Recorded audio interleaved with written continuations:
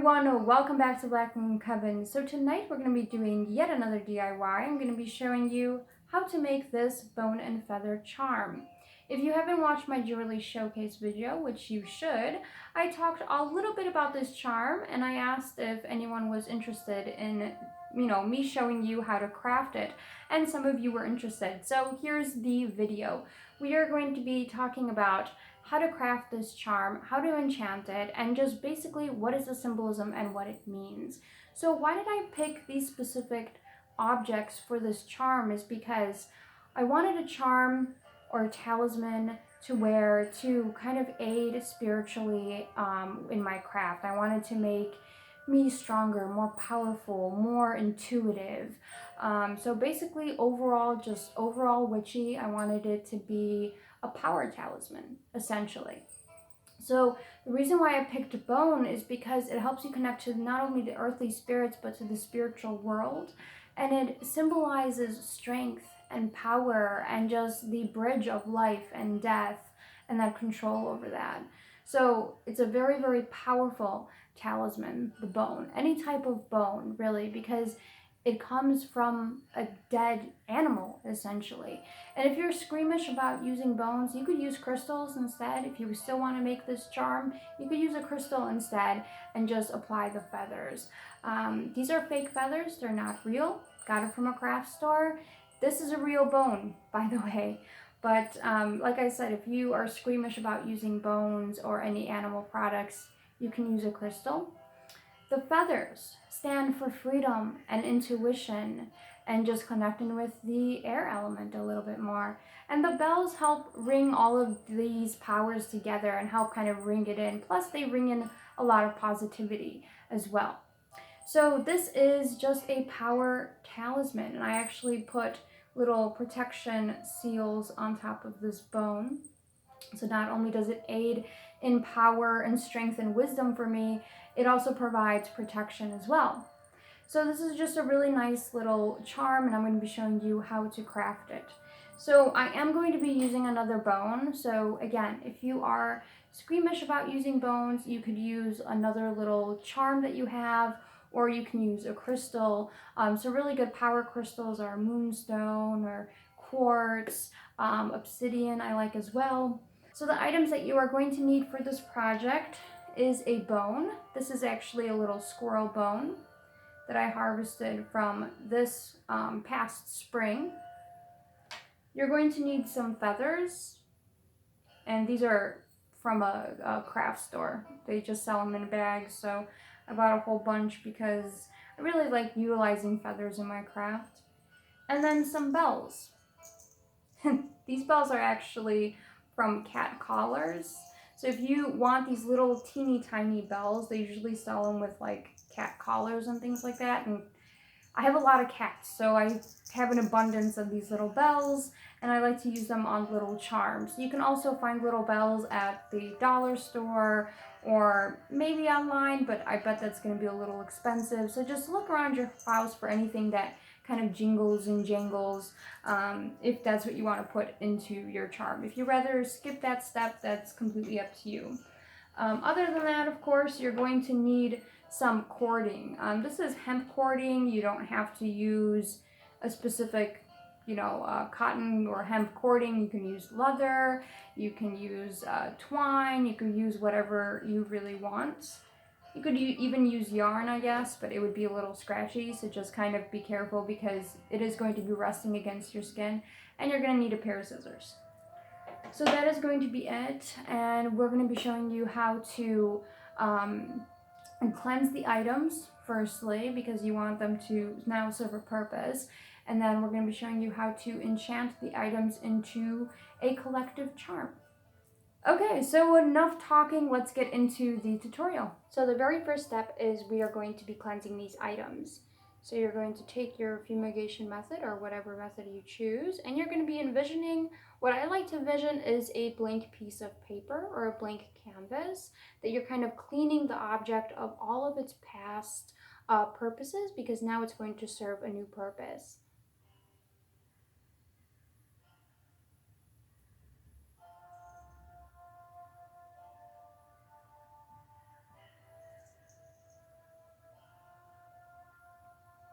And don't forget your string.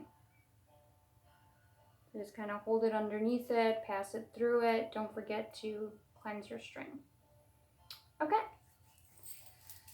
So, put your hands over the candle for a second, just to kind of cleanse your hands a little bit, and we are going to begin. The very first thing you're going to do is grab your cording and pull the ends together. And you're going to want to tie a knot, and this will determine how long your necklace is going to be. So I recommend putting it over your neck and kind of determining how long and how long you want it to hang down. So this should be good enough. We're going to tie it right here. And the whole purpose of this is you want 2 strings hanging from your original knot. So this is kind of where your head will go. And the other 2 strings are where we're going to attach all of the other elements to this charm.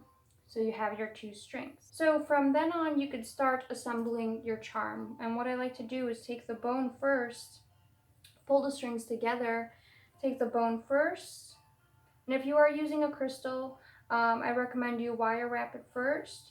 Or if you are just using the bone, just like me, or any type of other object, like a little charm or a talisman, just make sure it's secure on there firstly. And if you choose to use something else first, like the bells or feather, go ahead and do that as well. Because this is your charm, so go ahead and do whatever feels right. So once the bone is secured on there, and I'm going to secure it with 3 knots, and then a nice knot with both of the strings just to make it sure it's nice and secure. There we go. So the bone is nice and secured. So in the next part, we're going to separate the 2 strings, and we're going to add the bells next. And I like to stagger, especially if I'm going to be putting multiple items on. So I like to kind of stagger it a bit, but again, completely up to you. So I'm going to put my 2 bells on it. And I like to make a little loop, so the 2 bells kind of sit on a little loop. And you're just going to fix them in place. So now the bells are secure right underneath the bone on a little loop. Next part is your feathers. You're going to want to put all the feathers together. Take the last remaining string that you have and just decide where you want to place them. So I'm going to place them right about here. And what I recommend you do is just tie it around like this way first, and then make a knot. And you could utilize numerology like I like to do. Make a couple knots, make 3 knots, 4 or 5, whatever you wish. I like to do 3, especially when I am making certain charms. So we're just going to follow it up with the last knot.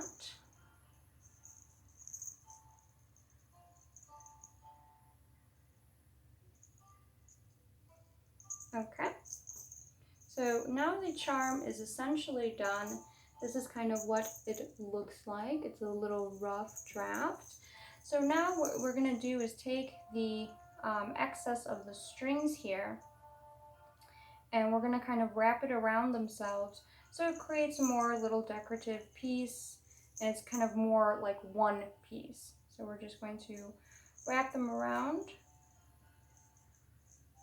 Plus it's going to hide all of your knots very well. And once they get near the bone, then we are going to do a couple of little knots just to make sure everything is nice and secure.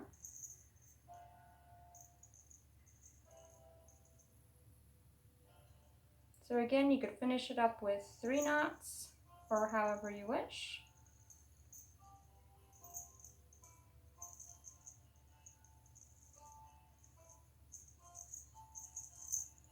Pull it tight, make sure it's nice and secure, and then you could trim off the excess.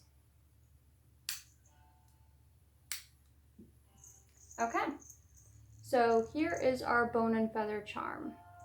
Now for the method of enchantment. You're going to bring your candle forward, and this is my own little method to enchant objects. I use a circling method. There's a bunch of different methods to enchant an object. You can hold the object in your hands, you can whisper to it, you can sleep with it for a while, you could put it on your altar, you could do it under the moon. There is an infinite amount of possibilities. So don't take this as just the one set in stone possibility, because there are thousands upon thousands of them.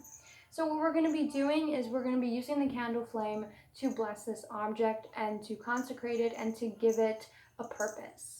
So whatever purpose that you want out of this object, you're going to be focusing on it and you're going to be putting it into this object. So if you want protection out of this talisman, make an incantation for protection. Maybe do a seal or a sigil that you could picture in your mind. Maybe picture stone walls or a lock or a shield or whatever you want to do. So it's really up to you. Use your creativity. So what we're going to be doing, and be very careful because open flame, fake feathers, not a very good mix. They will ignite very easily. So please don't burn your feathers. What you're going to want to do is take your charm, dip it into the heat of the candle, not the flame. Dip it into the heat of the candle. Circle the candle 3 times. Dip it in again. Circle it again. And dip it in. And one more time. And dip it in. So while we were doing the dips, that is when you do your incantation, or you draw your sigil within your mind, or you visualize whatever you want to do, or you chant. So completely up to you how you enchant your object. But there we go. So here is our bone and feather charm. We have made it. And I really like how this one came out. So I'm actually going to be selling this product on my Etsy site, which I will put the link down below. So if you want to buy this exact charm, please visit my Etsy site. Hopefully everyone enjoyed this video. Follow me at all of my social media down below. Join the coven for more witchy uploads from me. And until next time, have a lovely rest of your evening.